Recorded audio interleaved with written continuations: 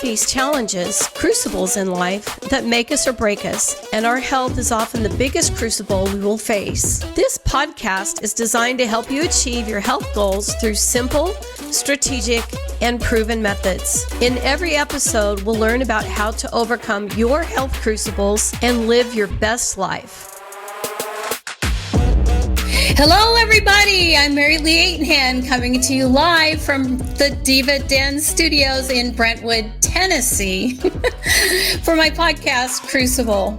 On today's podcast, we'll be talking about how mind, body, and spiritual alignment and how that affects your entire health. So we're going to explain with my guest how he and I have been able to become aligned spiritually, physically, mentally, and mind, body, soul. So we're going to talk about 3 points. You reap what you sow, dream big, and walk through those doors that opportunity opens for you. So I'd like to introduce my guest on Crucible. He was on episode 11, Take Back Your Life, has an amazing backstory. I really encourage you to go listen to it, how he lost 100 pounds, quit drinking, and I'm sure you'll hear his heart and you're going to recognize his voice. You haven't seen his face yet, but that is Vernon Davis. And Vernon, absolutely, We are besties, and I think we've only known each other 2 years, Vernon, but I guess it doesn't matter. So, but he has a beautiful wife, Nikki, and 3 beautiful children, 2 teenage boys and Sasha, and he has a licensed insurance brokerage, and he's also an independent certified health coach, like me. So give a nice warm welcome to Vernon. Yay! Yay! We're here finally. Yeah. Yay. I love it. Thank you for having me on Crucible.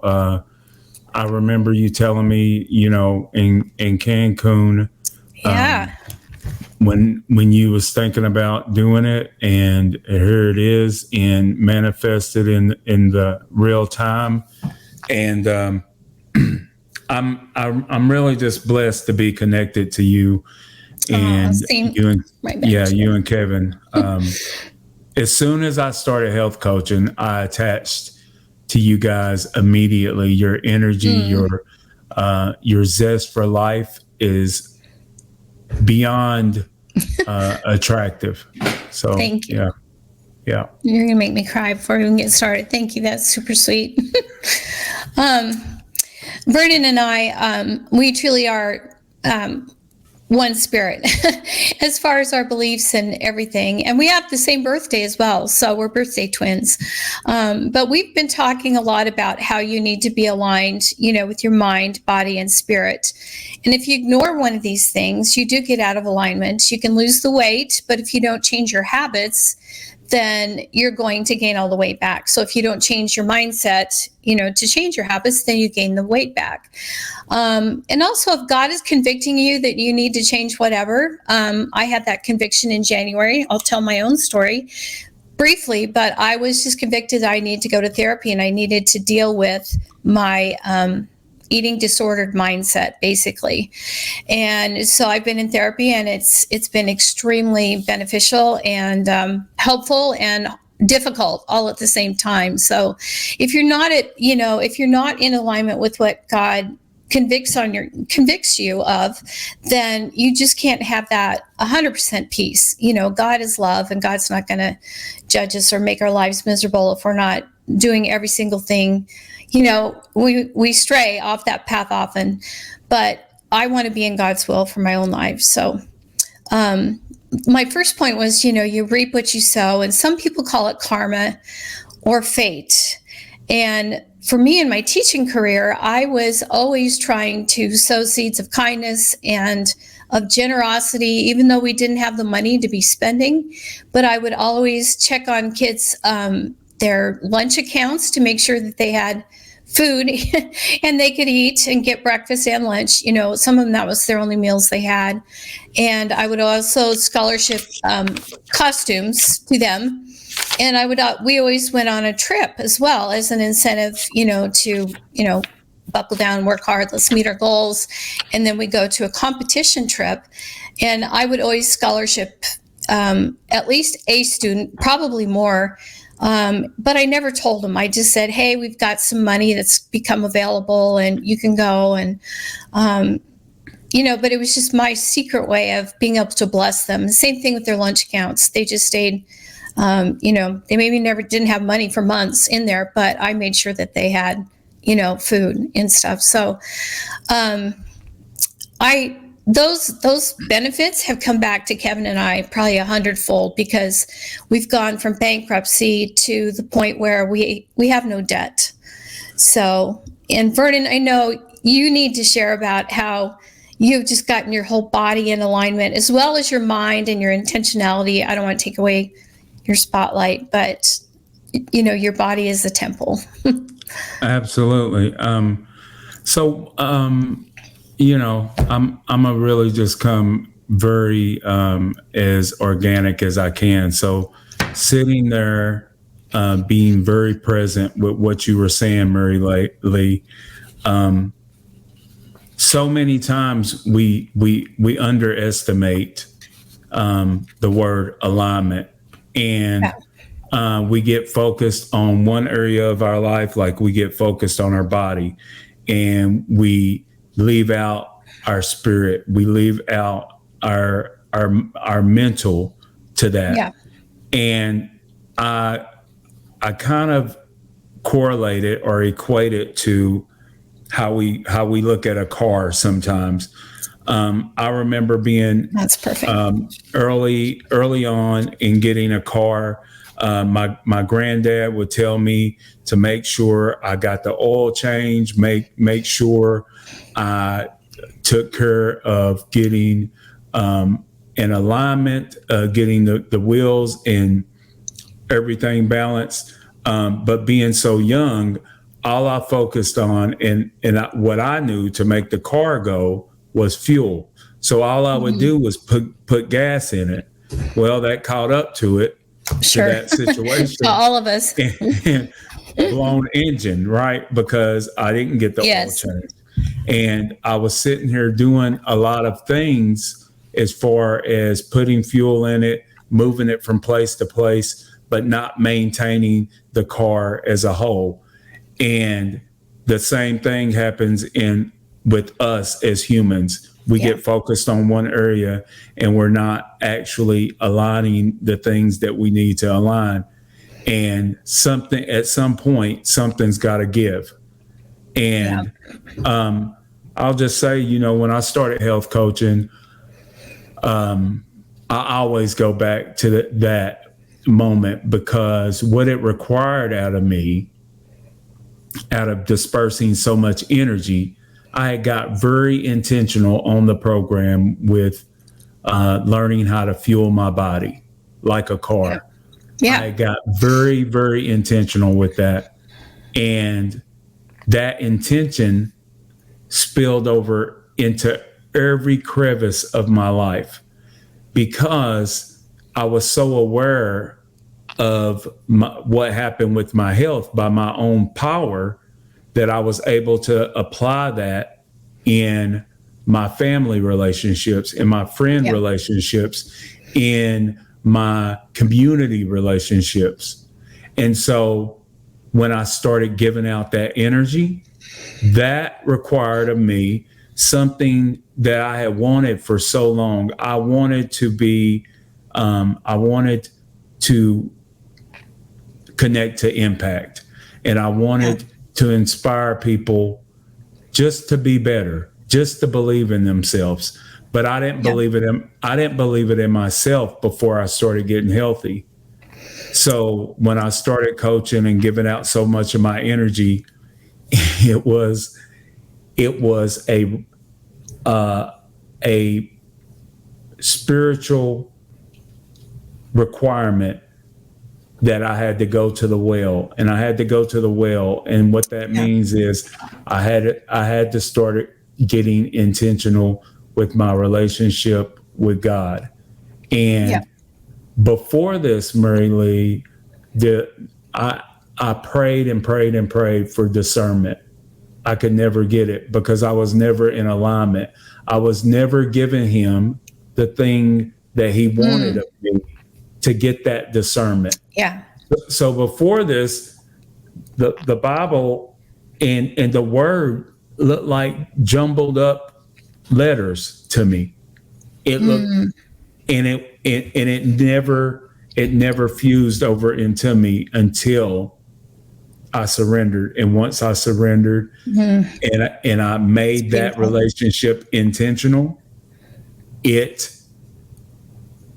the things that I wanted, the peace that I wanted, the contentment that I wanted was revealed to me step by step. And everybody's on the same playing field when it comes to that. Like it's no exceptions for anyone. True. No matter your social status, no matter your political affiliation, no matter your culture, no matter your background, no matter where you come from. Everybody's on the same playing field when it comes. I don't care if you're a pastor. I don't care if you feel like you're the biggest sinner in the world. Yeah. We all count. Yeah. For me, I lost the weight and I felt like I was healed from this eating addiction and was an emotional eater, but I never dealt with the things that were really truly in my heart. So I was dealing with my head and as well as my body, but I wasn't dealing with that spirit. And that's when, we were at LeBlanc, for our anniversary in January, and God was just saying, all right, you've got it. It's time, quit running away from this. I've been running away from it, my whole life, and went into therapy and realized, oh, this was caused by trauma when my dad died, and it's not your fault, so you have all these different protectors that are trying to help you out.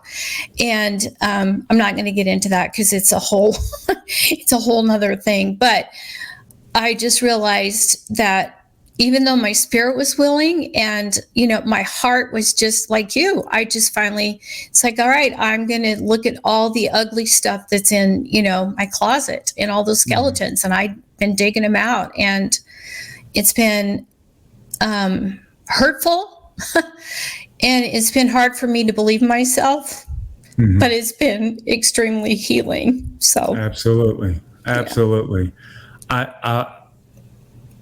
have to believe that when we go through a traumatic experience, we are forever changed by those moments, and we attach an emotion to that moment, and that emotion, and that feeling that we attach to that, it becomes a place of like getting burnt on a stove. Like once that happens, not to do that again. Like, not to touch that again, because the feeling that is going to come as a result.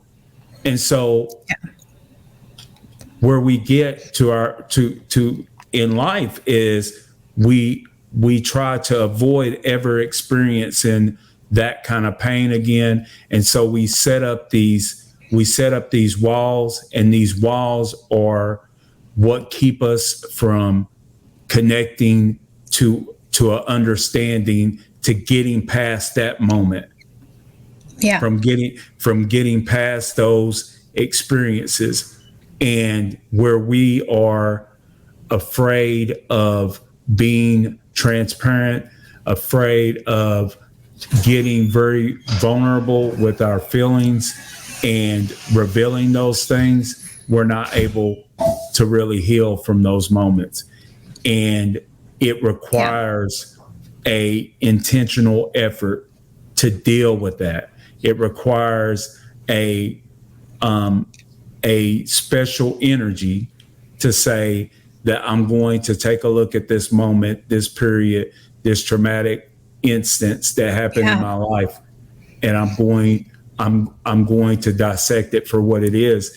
And I think it's huge that you're sharing about engaging in therapy, because we've in society attached a stigma to that. Yeah. And especially.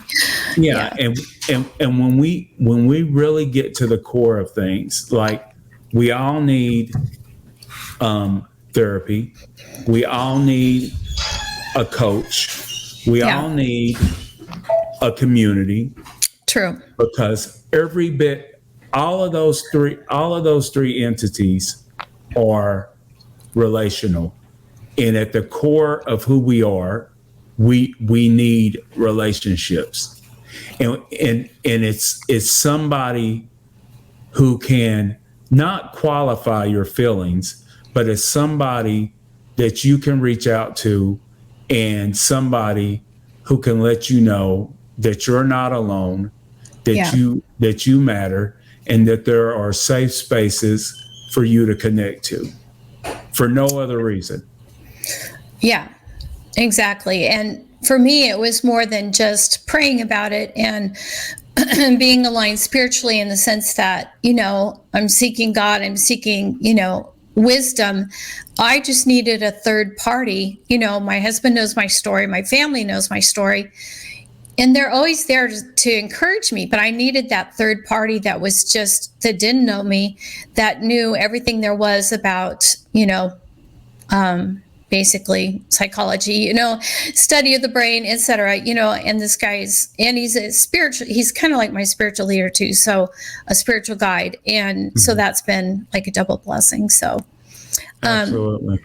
But Vernon, I want you to share about all the charities and the things that, all the doors. I know we're going to talk about opening doors later, but maybe this is too soon. So, that you've just been able to delve yourself into in your community. And because that to me is, you're sowing all those seeds, and you've sown a lot of them already, but, you're reaping the rewards now by singing in your football team. Yeah. So one thing, what's been so beautiful about the community that we belong to, Mary Lee, is the encouragement, the support, the self-development. And through that self-development, one thing that keeps me from going back into places of old habits is staying engaged with being a servant. And so absolutely. Yeah. And so I stay in action. And when I stay in action, that keeps me from being in pockets of disappointment. Because when I'm serving somebody, and I'm serving them from the heart, then I don't stay stuck in places of being comfortable, and I don't stay stuck in places of where I can have my confidence shot out from under me. Yeah. And so I keep those things just being engaged with other people.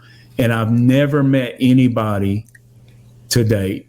I've never met anybody who, if I offer a service to them, if I offer help to them, I haven't met many people that turn down getting help. Yeah, very true. And that's where we can all really be effective in our communities and in this world. And if we create that chain, it becomes an energy. So, so that's why I do that. And all of that, I knew how to be a human before. I knew how to be a servant before. But like you said, when you was teaching, like you was doing a lot of things, a lot of good things behind the scenes for these students that they had no idea where these blessings were coming from. Yeah, they didn't even know it was paid, that kind of thing. They just went on, the life. Uniforms, the trips, and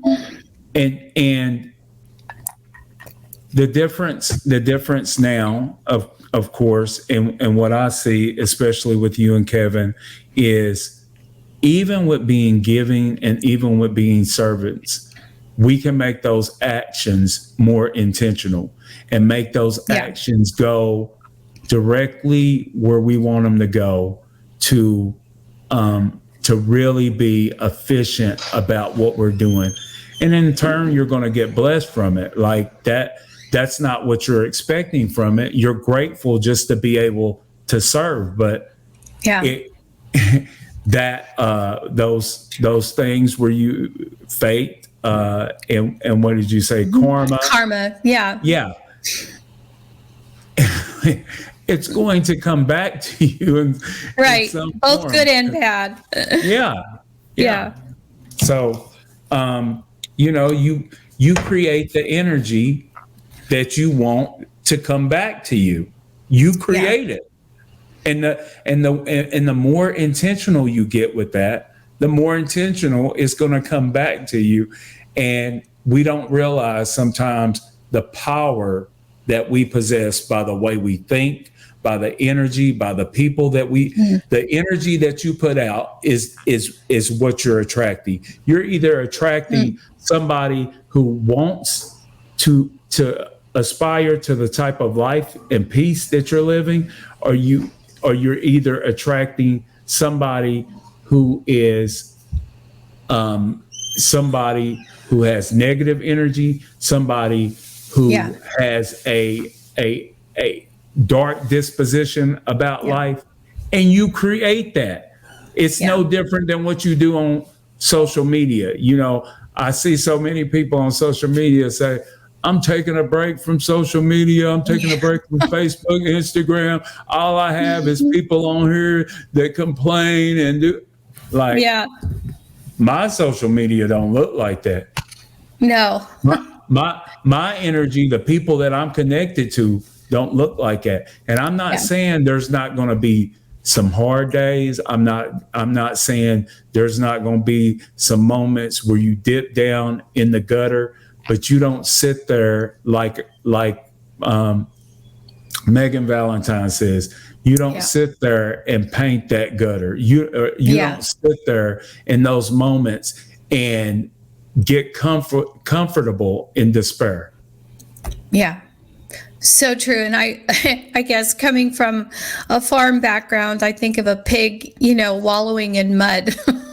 And that's always my first thought, And one thing I've learned through our program is that I have purposely and intentionally gone through some seasons with friendships that I've just let go because they are not positive. They're not creating energy. Like you said, they're sucking me dry and negative, and it's just a big downer. And by those first 2 years, I realized really quickly that to keep my head in my, the right place, that, I've just let them go. And amazingly, nobody's ever called me and said, hey, how come we aren't going out to lunch anymore? So I figure I was probably not that much of a friend to them anyway, or didn't mean that much. So, which is fine. I don't care. No, I mean, we have to create our boundaries, and our boundaries. Perspective is everything. So, we talked yesterday to prep up for this, Mary Lee, and I told you I just recently watched Atlas of the Heart with Brene Brown. And so many times we're thinking about when we decide to take control of our life, and immediately we start creating these boundaries. And what happens is our flesh perspective tells us that we are cutting people off, and it's bad in the sense of loyalty. Right. But if you don't have loyalty and you don't have honor to yourself first, you are not. It's impossible to have honor and loyalty to somebody else, because we have to know that when we are leveling up and we're taking control of our life, that it is creating an uncomfortable moment for you. It's creating an uncomfortable moment for that person, because they're having to think about what they could do in their life in order to take control and gain peace, gain contentment, gain a spiritual elevation. And I look at the analogy like a riptide. Like if you're in a riptide in the ocean and you're trying and you want to save somebody else. Right. And one of my clients said this to me, like, you can't both exist in the riptide and True. help one another. Yeah, it's pretty impossible. Somebody's got to swim out of that riptide. Somebody's got to be elevated. Yeah. And if you are aware of your situation and you're aware that you're drowning, then you have to save yourself. If you're on an airplane, what do they tell you? Put on your you got to put on your mask first before you help anybody else around you. Yeah. One of my clients told me that. I was like, that's the most beautiful analogy I've ever heard. Yeah. So often we want to act and start helping somebody before we even help ourselves. Yeah. Yeah. Yeah, I agree with that 100%, all of it. Part of our intentionality also goes to our dreams and, dreaming big, because I think if you don't set your goals high enough, then, you'll achieve them or whatever, and then maybe stagnate. So that's one thing as well that I've learned in this program. Right? I even told you after I met you, I was like, Vernon, you got to dream bigger because the possibilities of ways that we can bless people is just astronomical within, just being a health coach, giving people life back, getting them out of the bondage of just, gluttony, basically, and just getting out of that, being sucked down into the mud. But one of the things that we have done, as well as you guys, is we've done this dream napkin. And I think the first weekend that we met, that was like the final culminating experience, was to sit down with a napkin, and it comes straight from Dan Valentine and Megan Valentine, and they had a date and they were out and they wrote on a cocktail napkin, all the things that they wanted to achieve. And lo and behold, just by doing that, by writing it down, they achieved all those things in a record time. I think they thought this would be a year. And I thought, gosh, that's amazing. And so I had completely lost my dream factor, basically. It's like, how do we dream bigger than what we're doing? And Kevin and I sat down, this was probably 4 years ago, and we did one of those dream napkins. Well, within a year of doing it, we had accomplished all those things. And it wasn't something like we looked at daily. We literally went back. We kind of do it on our anniversary because it's January 2nd. And we went back and looked at that dream napkin and we're like, oh my gosh, look at this. Kevin, we've literally done, the whole entire napkin. And so when we got together for that weekend for Awaken, we did a whole new set of goals. And I think Kevin and I have met all of those as well. And so it's just amazing. You set that intentionality and unconsciously, we're thinking about it and we're heading, towards that future so we can, bless other people. So. Unreal. Yeah. I'm sitting here. I remember the first time we came to your house for Awaken, and I remember just being in awe of everybody in the community. Oh yeah. And being there and just me, myself, and you and Kevin and Nikki got to have some conversations, and the power of intention, we take it for granted. We take that for granted, and we take dreaming big. Just in that moment, being in your house, and those small conversations that we had, I told you, Mary Lee, like between that and the conversations, like my emotions couldn't take anymore. So we went. You were wound tight, and that was. We went back home. We had health assessment after health assessment, and we had never thought like that before we got around people like you. like Kevin. Thank you. Yeah. And we started our dream napkins, and of course, Drew and Jana had already, discussed with us about starting our storyboards. And our storyboards, it's time to get new storyboards. And we just started those 2 years ago. And I see some of those are vision boards. I see some of those are complete now, like in such a quick span. And how many times in life do we sit with these dreams and these things in our head, and we never get them out to paper? We never take something as simple as a pen and a paper, exactly, and put them down and start to align some action to actually achieving those. And the conversations that we've had with you and Kevin about how you think and the things you've been able to manifest with your life, with your children, grandchildren.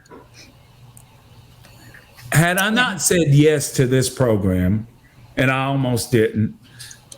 Me too. Had I not said yes, I wouldn't get to be around people like you, like our community. Yeah, thank you. And vice versa. It's blessed us. It's blessed us. We call them dream nights now. That's great. Yeah, where we go out, we take our pen, we get a napkin, we start talking. When I tell you, intention and dreaming big are so underestimated, it's no words to describe it. We sit there, and it's the best date nights that me and Nikki have. Exactly. Yeah. We're sitting there planning our dreams and putting those into action now. Not wait until 65, till retirement. Right. Not wait until later on. Like doing that right now and watching things fall off the vision board. Reticular activation system. Yeah. Exactly. Yeah. It's like when you want to buy a red, Lamborghini, all of a sudden you notice red Lamborghinis everywhere you drive. And that's that part of our brain that remembers all those, those things and dreams and items and whatever it is, blessings that you want to be able to give to other people. So I think another aspect, and this is kind of our third point, of people are often given those opportunities in life, but they never open the door because they settle for, and then fill in the blank. They settle for comfort.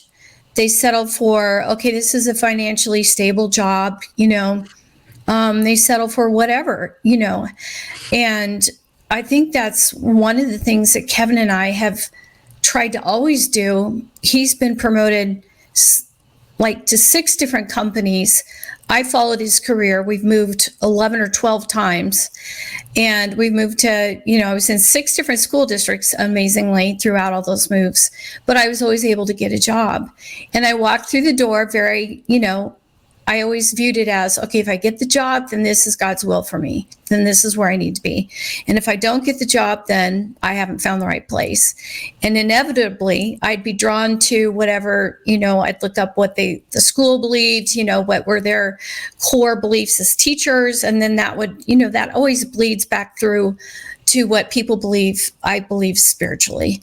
And so I would, head for those schools, and sure enough, I'd get hired. And my life, but I walked through the door with fear, but as Tia Wood always says, kick fear in the face and just do it. And God gave me the grace, and the knowledge, and to know what to do in those situations. But again, more people that I knew or had not known that I got to know. It's all relationships, and was able to bless then a whole different set of people. And I still hear from all those students from Kansas. We moved to Greenville, South Carolina. We moved from Geneva, Nebraska to South Carolina, back to Geneva, to Kansas, and then to here in Tennessee. And I finished my career in a fabulous job situation, but I was able, because of our finances and what Kevin's done to help us succeed financially, and to provide for our family, I was able to quit teaching at age 55. And what a blessing. It wasn't a hardship. My kids were having babies. I was able to be at every one of their births, spend a week with them, and I cook, and I've been back for almost all of their birthdays, not all of them, but we certainly try, to have that tenacity, to keep going, to have that. My mom always called it stug, or guts, spilled backwards, to just not to achieve, but just to hang in there and do what is right. Again, what God is convicting us of in helping others. And I wouldn't have known about the Dream Napkin had it not been for Dan and, Megan Valentine. So again, it all kind of ties back to our community and how God is the center of that community. Even though we're not touted to be a Christian company, the people we deal with are truly believers that want the best for you and for our own lives. So that's incredibly awesome. You said to me yesterday that God has ordained you to do this, and I wrote that down. I thought, I believe that for myself too. So yeah, absolutely. I think where you said that a lot of times we see opportunities out here, and we sit in comfort. We sit in just existing. Yeah. And we become complacent in life.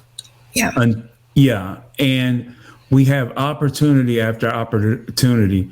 I was third generation working for one of the biggest and best aluminum producers in the world, a highly sought after job that they only offer employment like every maybe 10, 15 years, because hardly any turnover, because it's such a good job with good pay. And so when I started health coaching, it connected me to a mindset, to a community. And the community, this community is so driven, and so many contenders at every level. It's a safe space, whether you are a believer or you are not a believer. It is a safe space that includes all, because at the end of it, we all, our commission is to love people. Absolutely. But God opening doors, when God opened the door to health coaching, I immediately gravitated to you and Kevin. And one thing that always stands out is when Kevin told you were helping a lot of people, and you're still helping a lot of people, Mary Lee, and of course, you and Kevin play different roles in this business, but you're out there, you're helping people, and you let love lead the way. And Kevin, I remember him, pulling you aside and said, "Mary Lee, do you realize you're making more than what you double?" Double or what you were making while you were teaching. And even though you were being a vessel as a teacher, and you still serving so much, like, we as humans underestimate our capacity. We underestimate how we can be used, how the full capacity of our potential.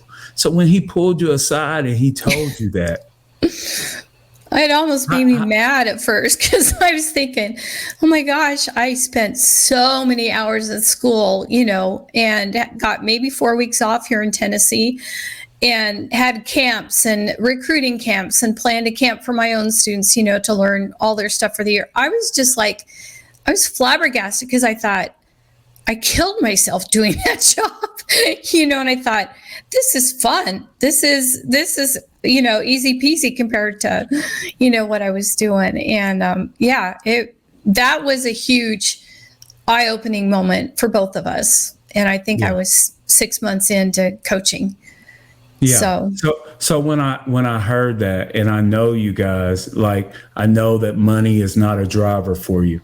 That is just a reflection of the impact that you're making. And even though you're operating, when you were operating as a teacher, and you were impacting a lot of lives, I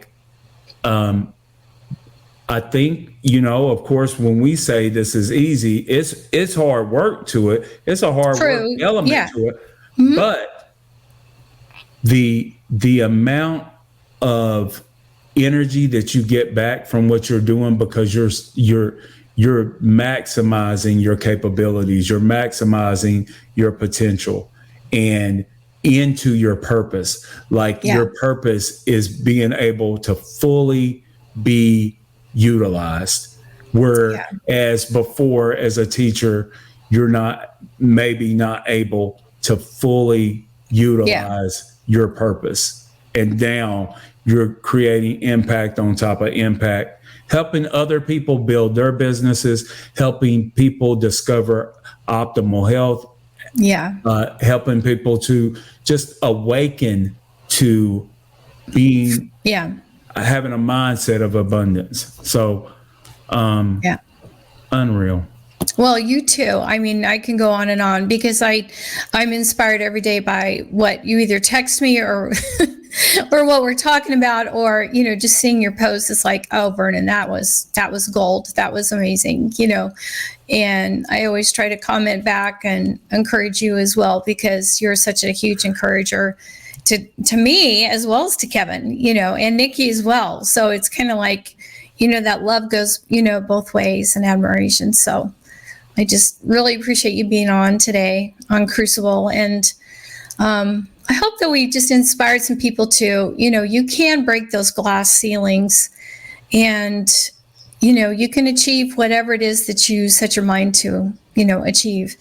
And so maybe dream bigger and take the risk and give back to others, because once you sow those seeds of love and kindness and goodness, they do come back to you full. So absolutely. I'll just say, if there's anybody that's watching this podcast that has let a moment, a traumatic moment in their life, keep them from dreaming big and really thinking outside of what you initially think is capable of you. One book that I read, and he's an author out of Nashville. His name's Harris III. The Wonder Switch. Switch is an amazing book that really will change your mindset. So it's something that I always tell clients about and coaches, and it was instrumental into allowing me to believe and dream bigger. Yeah. That's all awesome. I got. All right. Well, thank you, everybody. And if you are ready to change your health in any way aspect, you can reach me at crucible.com. So thank you so much, everybody, and love you, Vernon. I appreciate all the sweet things you said. Thank you for having me. This income testimonial is not representative of the average earnings that coaches achieve with Optavia. Only a very small number of coaches will achieve income that is within the range of this testimonial. Optavia makes no guarantee of financial success. Success with Optavia results only from successful sales efforts, which require hard work, diligence, skill, persistence, competence, and leadership. Please see the Optavia income disclosure statement for statistics on actual earnings of coaches. In a clinical study, the group on the Optimal Weight 5-in-1 plan lost 10 times more weight than the self-directed group. Average weight loss for clients on the Optimal Weight 5-in-1 plan is 12 pounds. References include Dr. A's Habits of Health book by Wayne Scott Anderson, Your Life book by Wayne Scott Anderson, The 15 Commitments of Conscious Leadership by Jem Diethmer, Diana Chapman, and Kaylee Warner-Klemp, Lifelong Transformation, One Healthy Habit at a Time, Optimal Weight 5-in-1 plan, Optimal Weight 3-in-3 plan, Optavia, the 4 components of our system, Optavia Coach, The Habits of Health Transformational System, Your Life book by Dr. Wayne Scott Anderson.